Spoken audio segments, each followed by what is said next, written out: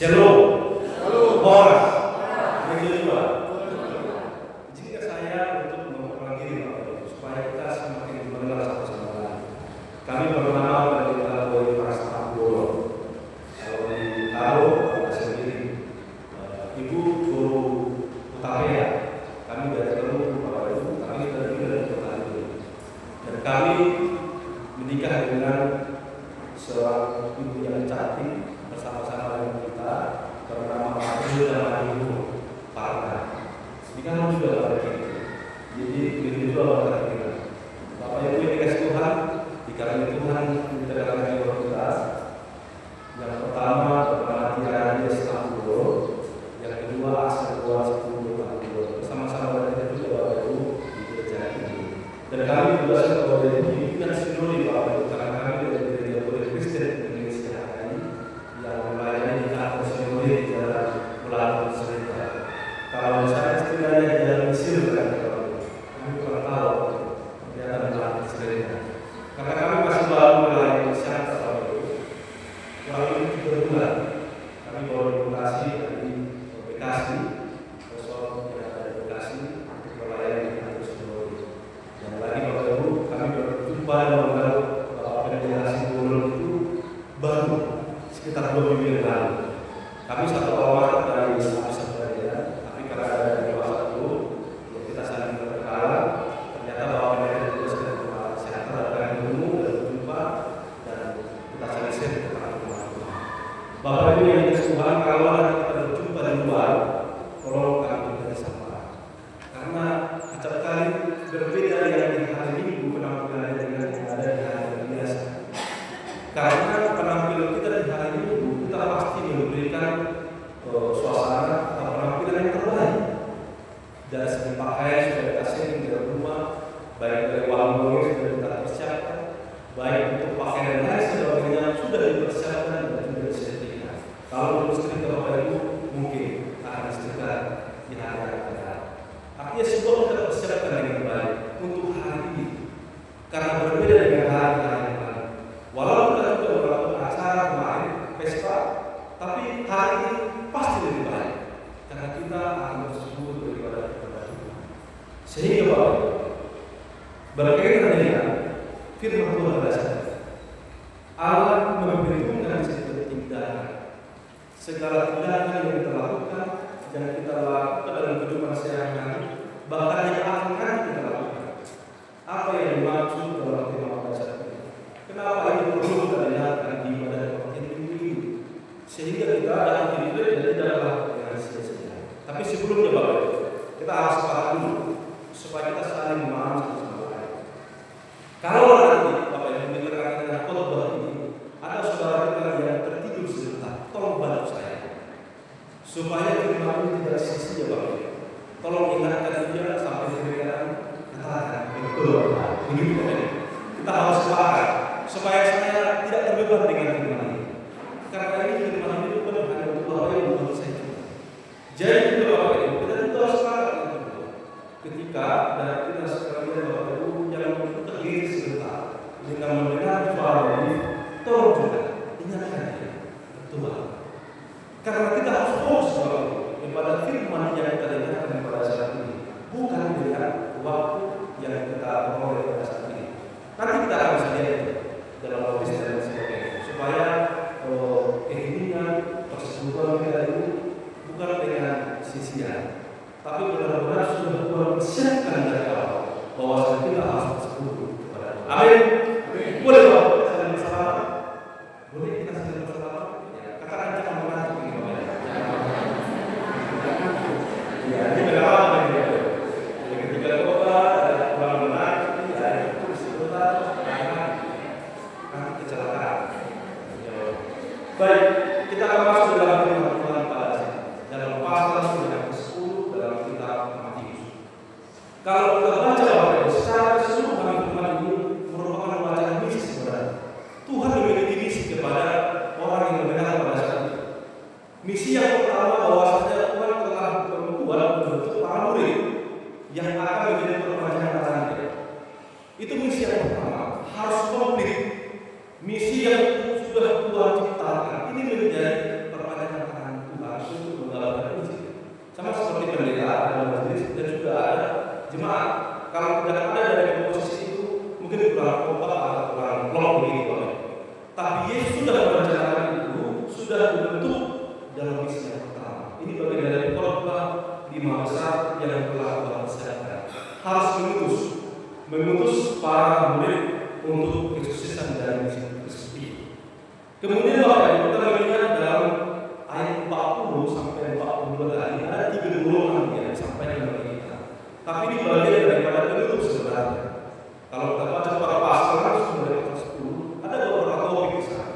Tapi yang mau kita dengarkan pada sini adalah bentuknya. Karena sangat susah sebenarnya kalau dipahami dari ayat yang pertama sampai ayat yang ke-42, sangat susah sekali. Tapi Tuhan memberikan kelebihan kepada para murid, kepada kita semua, bahwa seluruh wacana misi bagian akhir Yesus sebelum Yesus selesai dalam berbicara. Apa situasi yang terjadi pada saat itu? Kemudian bagaimana situasi historisnya? Siapa yang sebenarnya Yesus ajak dalam berbicara? Apakah hanya para murid atau orang-orang sekitarnya atau umat atau jemaat dan sebagainya? Dalam ini awalnya Yesus menuju yang pertama adalah para muridnya yang sedang mendengarkan secara langsung, sama seperti kita Bapak.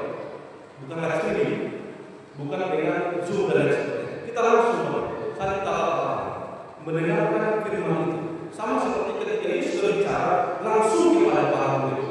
Para murid mendengarkan dengan setia dan dengan baik. Kemudian Bapak Ibu, ketika Yesus telah mengutus para murid, tidak sampai hanya di sana, tidak selesai hanya di sana. Di konteks pada saat ini melalui para murid sampailah di kemana Santa. Karena melalui pengutusan itu Bapak Ibu, sehingga kita saling memahami satu sama lain. Kemudian Bapak Ibu, dalam firman ini ada tafsir yang mengatakan bahwa pesan Yesus jauh melampaui segala sesuatu yang telah mempersiapkan. Karena misi itu bukan hanya dalam konteksnya di Yahudi atau Israel, tapi juga pada saat ini bagi kita yang telah mempersiapkan hadir bersama-sama. Walau demikian Bapak Ibu, ada yang mengatakan juga sebenarnya para murid ketika Tuhan Yesus mengutus para murid untuk menyampaikan firman itu. Karena sangat sensitif pada saat itu Bapak Ibu, ketika para murid harus menyampaikan, mereka sudah tahu bahwa Yesus bahwa Yesus tidak disukai oleh Kaisar Romawi. Ketika mereka berbicara tentang Injil yang dijelaskan oleh Yesus, ada dua kemungkinan, hidup atau mati. Kalau kita memahami bahwasanya para rasul juga mengalami penganiayaan ketika menyebarkan Injil. Kalau dalam konteks pada saat ini itu juga terjadi di Jawa. Ketika seseorang berbicara tentang Injil, apalagi wilayah-wilayah tidak mau mendengarkan suara kebenaran, ya terjadi intimidasi, penganiayaan. Bahkan beberapa doa yang sudah dipersiapkan untuk diterima Tuhan juga dilarang. Baru-baru ini juga terjadi kalau kita lihat di Jawa sana juga terjadi yang melarang bahwa tidak terjadi. Tapi firman Tuhan mengatakan semakin dibawa semakin berapa. Ketika seseorang mendengarkan firman dengan segala hati, firman itu tidak akan sia-sia. Sederhananya Bapak, ketika kita pulang dari gereja ini, jangan izinkan firman itu hanya bagi kita sendiri, tapi bagi Bapak Ibu kita dalam komunitas kita, pastoral, kami dan sebagainya. Bahwasanya Tuhan telah menyediakan segala sesuatu. Bahkan saja Tuhan menentukan segala tindakan yang kita lakukan, baik itu buruk maupun yang baik, tergantung kepada kita Bapak Ibu mana yang mau terpilih. Bapak Ibu yang kasih Tuhan, untuk memahami ayat 40 sampai 42 ini, kita perlu melihat apa yang Yesus katakan sebelumnya di pasal yang sama. Ayat 5 sampai 15, mari kita lihat garis besar Bapak Ibu supaya kita memahami ini dari firman pada saat ini. Mulai dari ayat 5 sampai ayat yang 15 adalah pasal yang ke-10. Instruksi praktis pengutusan. Pergi tanpa bekal, tinggal di rumah yang lain, memberitakan kerajaan Allah. Ini yang pertama Bapak Ibu. Sangat susah sekali, apalagi di kondisi negara kita ini, di masa ini, bagaimana untuk mengabarkan firman tanpa bekal. Pasti harus ada persiapan. Tapi dia sekolah awal itu pergilah, kabarkan Injil. Injil itu sendiri akan mengajari supaya orang memberikan kehidupan kepada.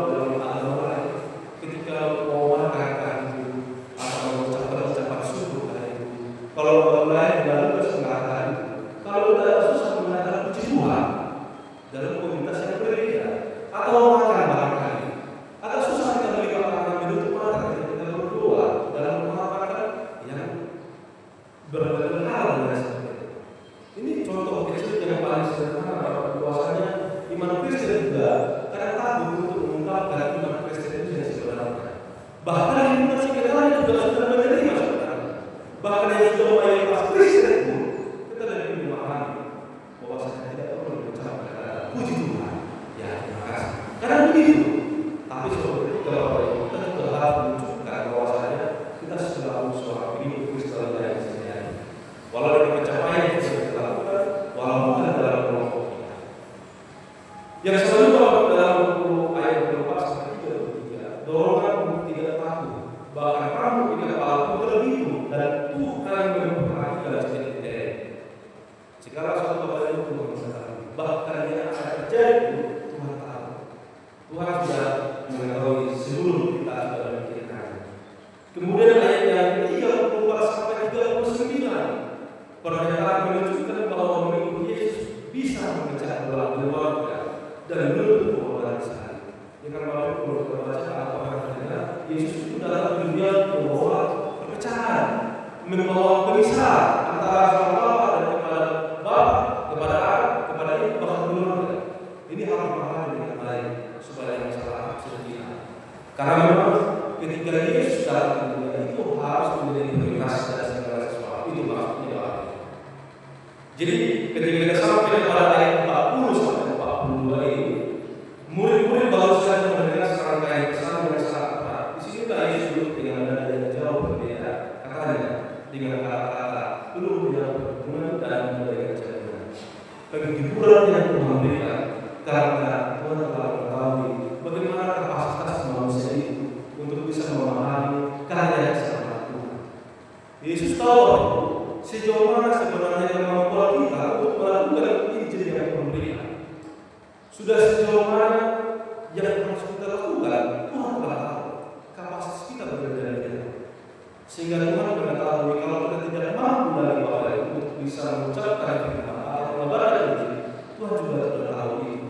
Tapi mari kita mulai dari hari ini, Bapak Ibu. Bolehkah saya bertanya?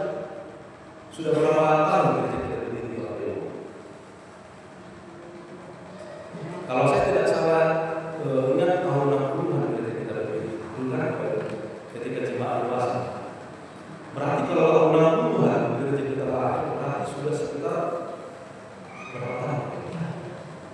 Berarti kalau dari umur orang dewasa, ternyata berdiri kita ini memang sudah harus memberikan karya keselamatan kepada orang lain pada sekitarnya, membuka pos penginjilan kepada gereja-gereja yang lain, atau membuka pos penginjilan kepada lokasi yang belum dengan Kristus. Memang agak susah, tapi perlu kita mulai dalam keluar di mana Tuhan mau bahwasanya gereja sumur belum sudah menjadi berkat. Jadi orang sekitar dan Bapak Ibu juga terselamatkan melalui karya keselamatan Kristus melalui kita. Jadi tidak ada Bapak Ibu pekerjaan Tuhan yang sia-sia. Melalui Bapak Ibu berdua, Tuhan telah bersiapkan misi sebenarnya. Ada yang mau diharapkan dari Tuhan kepada kita masing-masing untuk saling berdoa, saling mengerti, dan saling berdoa. Puji Tuhan Bapak Ibu, kami mengalami pengalaman ketika melayani di Bekasi. Kami melihat di sana memang sangat susah untuk berdiri gereja, apalagi dengan kondisi gereja seperti ini. Banyak di sana gereja yang bekerja di ruko. Mereka harus menyewa atau membeli ruko di sana untuk bisa berbaktian di setiap hari ini. Bapak Ibu di sana antusias untuk berbaktian sangat besar sekali. Karena mulai dari hari Senin sampai hari Sabtu mereka berada di sana. Di hari Minggu mereka menyembuhkan diri untuk datang beribadah. Dan yang paling unik lagi Bapak Ibu, mereka beribadah bersama dengan anak-anak dan keluarga. Di jam yang sama, dibaktian dimulai dari jam 6 dan jam 8. Anak-anak juga dibawa. Di jam yang sama anak-anak juga beribadah. Sehingga ketika pulang mereka pulang bersama-sama. Jadi tidak ada yang berbagi waktu untuk keluarga sama-sama supaya yang bolak-balik lagi karena jauh-jauh jarak Bapak Ibu. Jadi di hari Minggu benar-benar itu sekali untuk beribadah kepada Tuhan. Mereka berdoa dan menangis Bapak Ibu. Karena untuk beribadah saja belum sangat susah kepada Tuhan. Tapi Tuhan tidaklah Tuhan berikan biarkan mereka sendiri. Tetap Tuhan jaga. Tidak boleh ada korban di sana. Tuhan telah memilih, buktinya Bapak Ibu kami sehat. Kita bisa berjumpa di sini.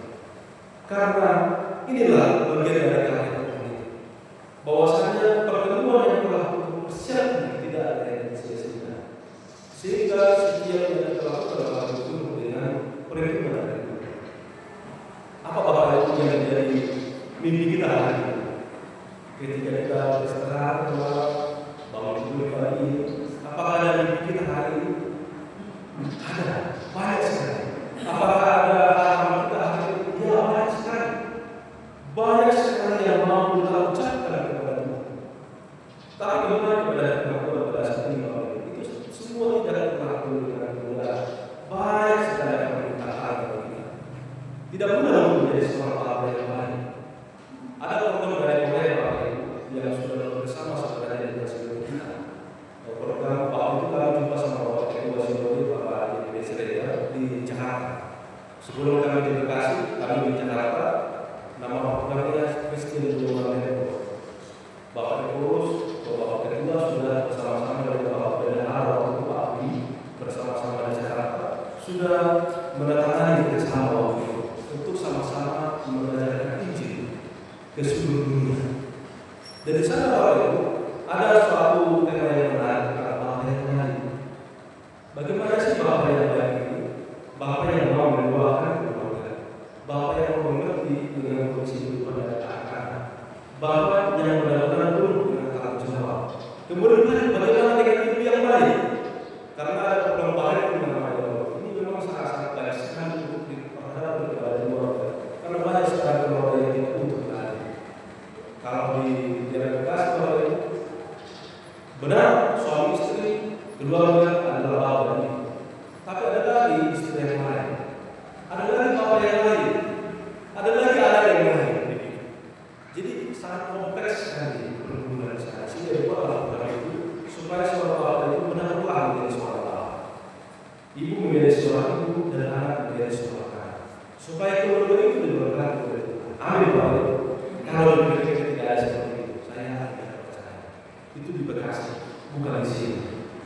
Karena kondisi kehidupan keluarga, kalau sana sudah bercampur padu ya Bapak Ibu, dari segala sudah bercampur padu, dari segala kehidupan karena memang lokasi bekerja, segala sesuatu sudah masuk di dalamnya, pengaturan dan lain sebagainya. Kalau sini kita masih belum, dan kita masih memahami Kristus hanya dalam ada istiadat dan Kristus juga bekerja dari struktur ada dari istiadat itu. Karena di sana ada istilah lebih tahu sama Tuhan dari Tuhan, lebih tahu sama kayak guru dari sama Tuhan. Ya Bapak Ibu, lebih tahu. Karena kondisi budaya sangat mengikat, tapi diizinkan firman Tuhan lebih daripada itu, supaya firman Tuhan mengajak kita untuk sama-sama memperhitungkan segala keadaan kita. Sehingga karena keselamatan dari Kristus ketika yang disampaikan Yesus kepada orang itu juga, kita bisa memahami bahwa firman ini hidup hari ini esok sampai selama-lamanya. Tetap setia kepada kita untuk semakin berkenan kepada Tuhan. Amin. Boleh Bapak kita bersama. Kami benar-benar ini ada yang saya minta tertentu. Boleh Bapak Ibu bersama. Jangan malu begitu Bapak Ibu. Iya. Dah.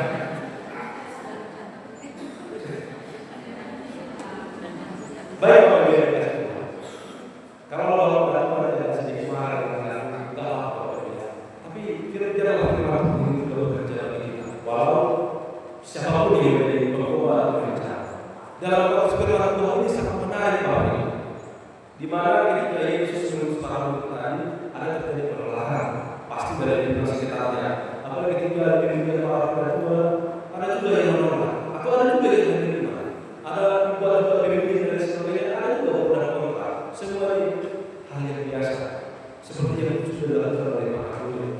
Tetapi dalam firman ini ada pesan yang mau disampaikan kepada siapapun yang menyambut mereka dengan segelas air minum, sekalipun tidak akan kehilangan upah. Ini bicara dengan budaya tradisi penerimaan orang-orang baru. Dalam kondisi Yahudi pada saat itu Bapak Ibu, ketika ada seorang musafir, orang jauh yang dari sana, ketika dia mau berkunjung ke rumah yang dia tuju, ada poin menarik. Ketika yang punya tuan rumah memberikan segelas air. Kenapa dengan segelas air? Ini untuk bicara tentang airnya.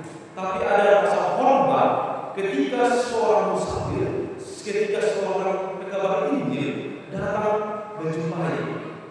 ke rumah yang dia tuju. Kemudian dia diberikan air minum sebagai tanda penghormatan, walaupun bahwasanya Injil itu telah tersampaikan. Bapak Ibu, kita ada kalau sudah kira-kira pertanyaan. Kalau di sini PJJ atau PA dan PA. Ketika para majelis pendeta datang ke rumah kita, ada di sini yang menolak, Bapak Ibu, yang menutup pintu rumah. Kalau ada, Bapak Ibu, mari bersama-sama berdoa. Kalau ada, karena ada juga seperti itu. Banyak sekali kondisi-kondisi saya katakan, kondisi keluarga, karena nggak mungkin Pak Pendeta datang PA rumah tidak ada makan dan minum. Saya malu. Tidak mungkin ketika datang ke rumah, ketika mereka datang ke rumah tidak ada juga kondisi interior di rumah, atau tidak ada parkiran dan lain sebagainya. Banyak hal alasan untuk tolong dipindahkan jadwal. Itu tidak dengan segera. Ini sudah terjadi juga, Bapak. Ini kondisi atau konsep PA awal dari sejarah, Bapak. Ini cikal bakal menjadi gereja sebenarnya. Dalam kondisi berdua bersama-sama, di sini telah mengikat bahwasanya Kristus itu ada bersama-sama dengan kelompok atau persekutuan itu. Mulai dari terkecil sampai yang terbesar. Ketika ada dilakukan PA di mana mari kita sambut dengan sukacita. Sama seperti firman tadi, memberikan air minum kepada para musafir, hormat kepada para pembicara, para penginjil, para injil dan sebagainya. Sehingga kita Bapak Ibu menerima berkat itu. Ada istilah sekarang mencuri berkat, seperti yang dilakukan oleh Yakub dan Esau.